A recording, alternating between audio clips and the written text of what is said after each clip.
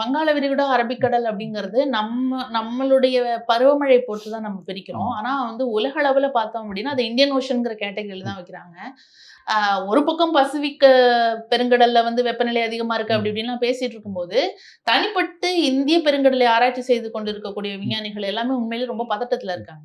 ஏன்னா, உலக அளவுல மிக வேகமாக வெப்பமடைந்து கொண்டு இருக்கக்கூடிய ஒரு விஷயம் வந்து இந்திய பெருங்கடல். ஒரு விஞ்ஞானி வந்து எத்தனையோ ஆட்டம் பாம்ப உள்ள போட்டா எவ்வளோ ஆற்றல் வருமோ, அத்தனை ஆற்றலையும் சேமிச்சு கொண்டிருக்குது இந்திய பெருங்கடல். அந்த அத்தனை ஆற்றலையும் வெப்பமா மாறி தகித்துக் கொண்டிருக்கிறது அப்படிங்கிற மாதிரி தன்னுடைய ஒரு கட்டுரையில எழுதுறாரு.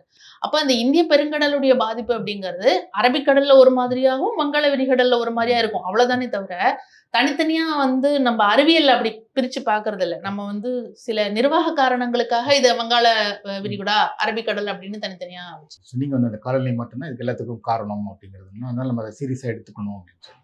இப்ப அது அடிக்கடி சொல்றாங்க மாநாடுகள்லாம் நடக்குது வந்து. ஆனா அது வந்து அவங்க ரொம்ப சீரியஸா எடுத்துக்கிறாங்களா? இல்ல அது ஒரு பேச்சளவுல தான் இருக்கா அந்த மாநாடுகள்லாம்? உலகளாவிய முக்கிய பிரச்சனையா பார்க்கப்படுறதில்ல. ஏன்னா, உண்மையிலேயே அது வந்து முக்கிய பிரச்சனையா பார்க்கப்பட்டிருந்துச்சுன்னு வச்சுக்கோங்களேன், இப்போ வந்து போர் சூழல் இருக்குல்ல, அது இருக்காது.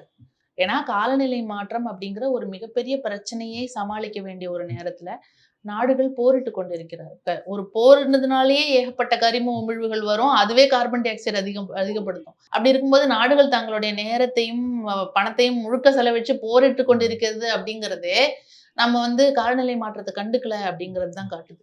அப்ப இதுக்கு நாடுகள் என்னதான் திட்டம் வச்சிருக்கு அப்படின்னு சொல்லி கேட்டீங்க அப்படின்னா, பல நாடுகள் இத வந்து தங்களுடனுடைய பணத்தினாலயும், அதிகாரத்தினாலயும் எப்படியாவது சால்வ் பண்ணிடலாம் அப்படிங்கிற மாரி தான் யோசிக்குது. அந்த மாதிரி யோசிக்காத நாடுகள் இருக்குல்ல, அந்த மாரி யோசிக்கிறதுக்கு இடம் இல்லாத நாடுகள், அதிகாரம் இல்ல, பணம் இல்லங்கிற மாரியான நாடுகள் தான் ரொம்ப கவலையில இருக்காங்க.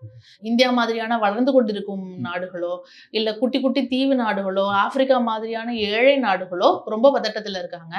ஆனா பெரிய நாடுகளுக்கு இத நேரடியாவே மாற்றி அமைக்கிற பவர் இருக்கு.